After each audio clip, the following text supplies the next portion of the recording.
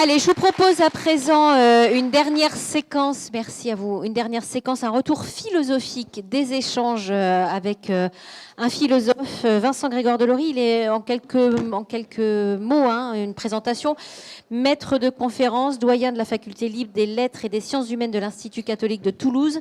Il est également docteur en sciences de l'univers et en philosophie. Ses travaux questionnent le vivant à l'heure des bio-nanotechnologies. Je ne suis pas sûre qu'on m'écoute, mais bon.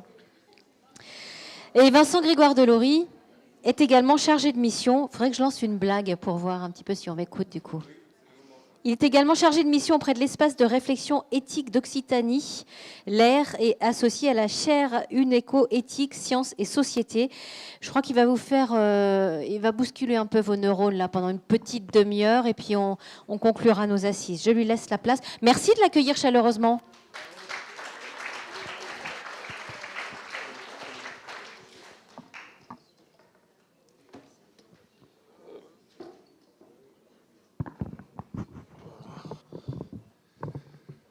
Bonjour à tous, vous m'entendez bien? Un peu plus près du micro, ça va là? Bien, un peu plus près des étoiles. C'était hier soir. Il paraît, oui, j'ai appris des choses. Hein. Ça a swingé hier. Oui, je pense qu'il y en a que ça a dansé et tout. J'ai beaucoup regretté. Oui, alors, les vieux, vous savez, quand je vous entends parler des jeunes et des vieux, ça me rappelle le grec. Vous savez, en grec, on dit que pour le temps, il y a le chronos, le temps qui passe, chronos, et le kairos. Le kairos, c'est le moment opportun. Donc, au sein du temps qui passe, il y a des moments opportuns. Et il y a des moments de notre vie où on sent des choses, et d'autres pas, qu'on soit jeune ou vieux. Donc, si on prend le chronos, on vieillit, le kairos, on ne vieillit pas. Voilà. La question que je voudrais aborder, aujourd'hui, chaque fois que je viens dans le Tarn, vous savez, je suis dans le Tarn et Garonne, je suis Aveyronnais. Ah! Et je milite. Et oui, 1808, un ignoble Corse dont je tairai le nom, a piqué le canton de Saint-Antonin-Nobleval, qui est Rouergat, pour en faire le Tarn-et-Garonne. Je pense qu'il va falloir que ces choses-là cessent.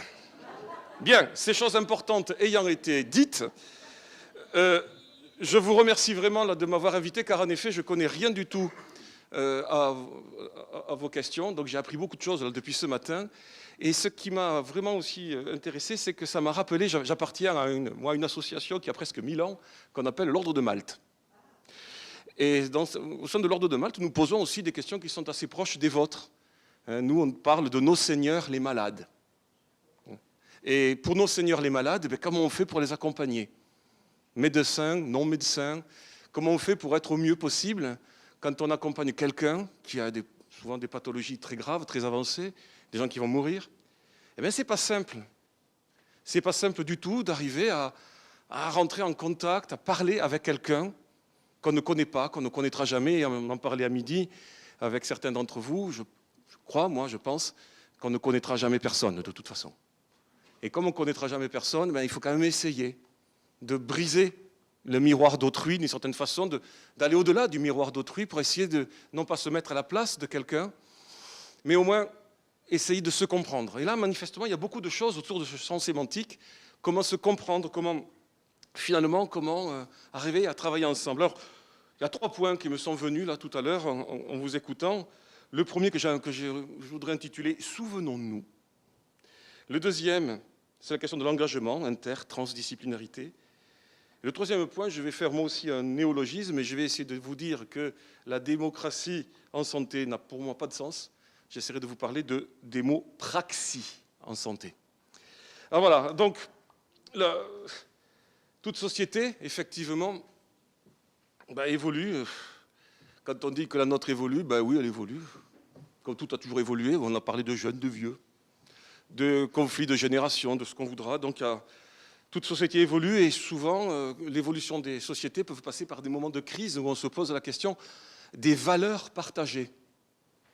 Quelles valeurs? Quelles sont les valeurs qui nous font nous lever le matin en disant « ça, j'y crois, ça me plaît, ça, je vais me battre pour ça ». Ces valeurs partagées, évidemment, elles interrogent tout, y compris le statut du savoir, des sachants, le statut des médecins, on en parlait avec l'un d'entre vous. Un médecin, rappelons-nous du temps jadis, donc. Rappelons-nous du temps de Pagnol. Un médecin, un curé, un notaire, un institut, tout ça, ce sont des notables. Quand je croise un médecin, j'ôte mon chapeau. Désormais, tout ce monde des notables a disparu. Ils ont dit ça a disparu. Le médecin n'est plus un notable. Alors c'est peut-être embêtant pour eux, mais ils sont moins des notables. Moins, clairement moins des notables. Souvenons-nous aussi, alors je fais partie des gens qui ont des cheveux blancs ici, de ce que fut l'hôpital. Encore, il y a quelques dizaines d'années, je me souviens moi de l'hôpital des années 70, mais ça a changé quand même.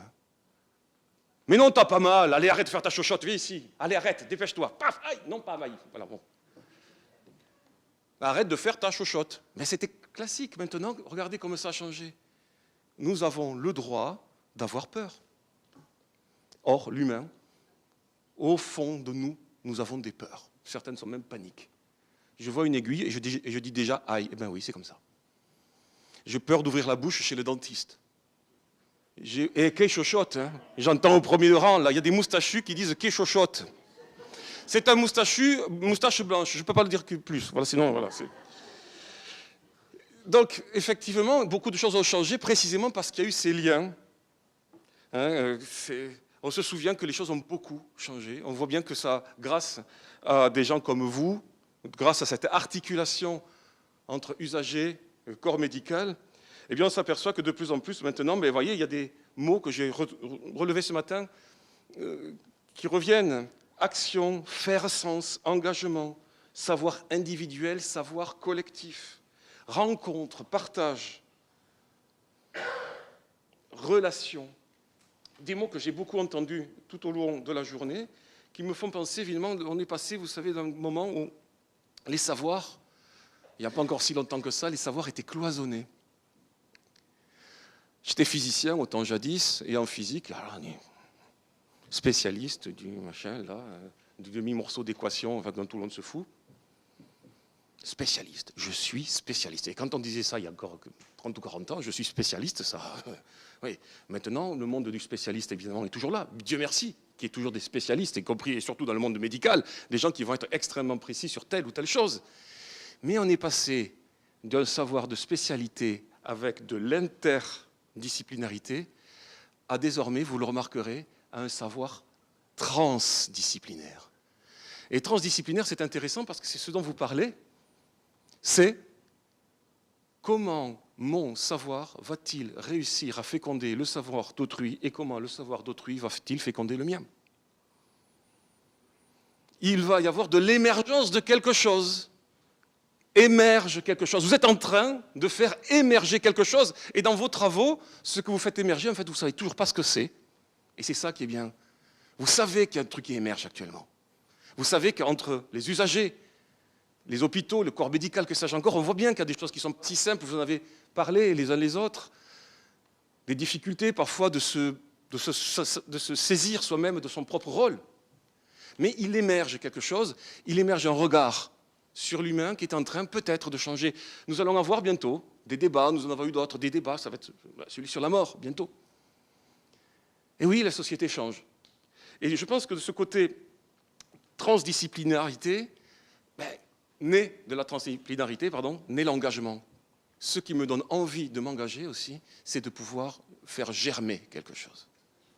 C'est de pouvoir me dire, je vais être utile à, que je sois un auguste vieillard ou un jeune qui débarque.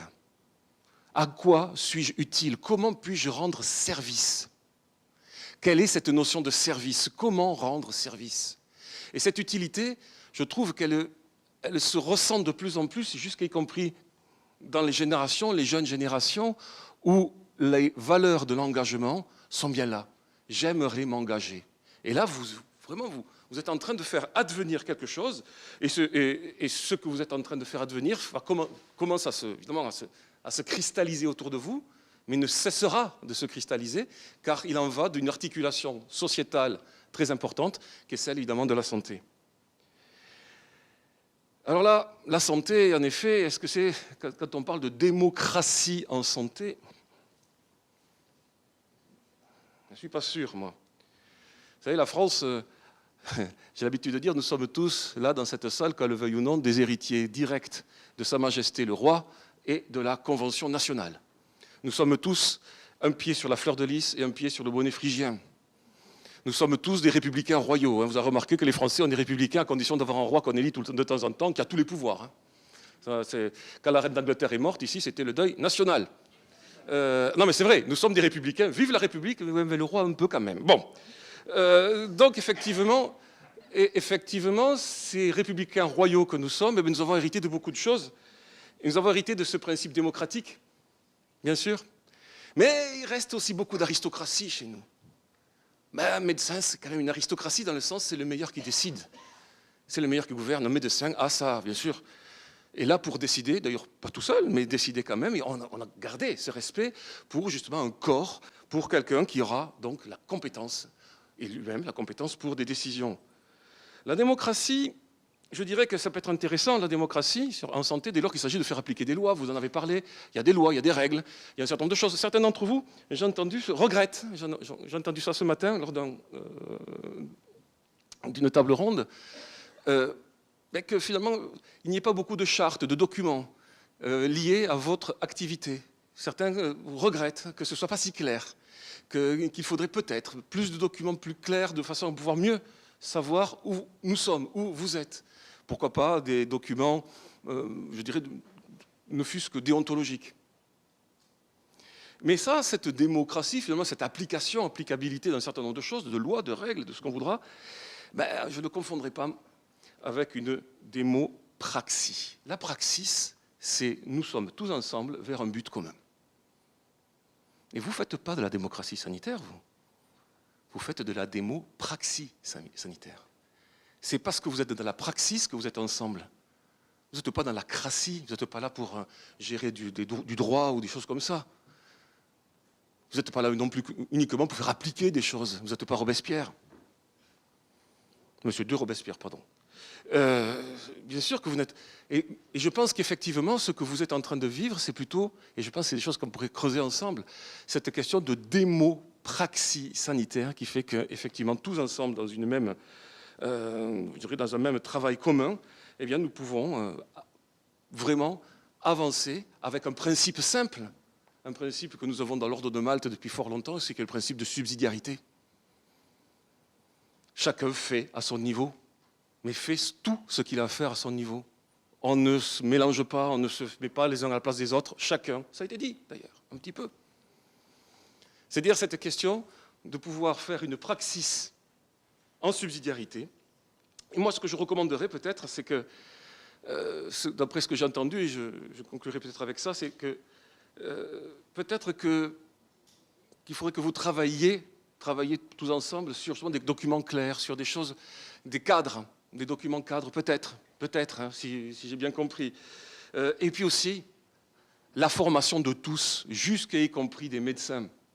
Les jeunes médecins de nos jours viennent de me dire tous, mais le problème c'est que maintenant la médecine est devenue une technique tellement de plus en plus compliquée, maintenant un dossier médical c'est 3000 pages. Qui va les lire? Non mais c'est vrai.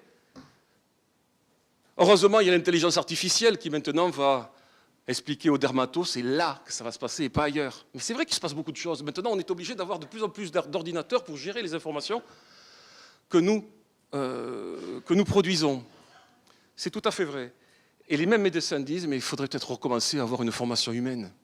Quand je parle de nos seigneurs les malades, mais que disons-nous de nous-mêmes, nous les humains? Quelle humanité portons-nous? Et ça, je pense que dans les études de médecine, tout type de médecine, tout type d'études, je pense que c'est quelque chose qui doit revenir parce que c'est autour des valeurs communes, des valeurs humaines communes que s'articulera au mieux le travail que vous faites, vous, dans les hôpitaux. Sinon, ça risque d'être devenu... Oui, on voit bien que ce n'est pas facile parce qu'on n'a pas toujours les mêmes mots. Et là, je pense que c'est ça, à mon avis, que je recommanderais, c'est cette formation commune, une formation commune qui nous permet d'avoir un vocabulaire commun, justement, pour pouvoir travailler ensemble sur une praxis démocratique. Je vous remercie.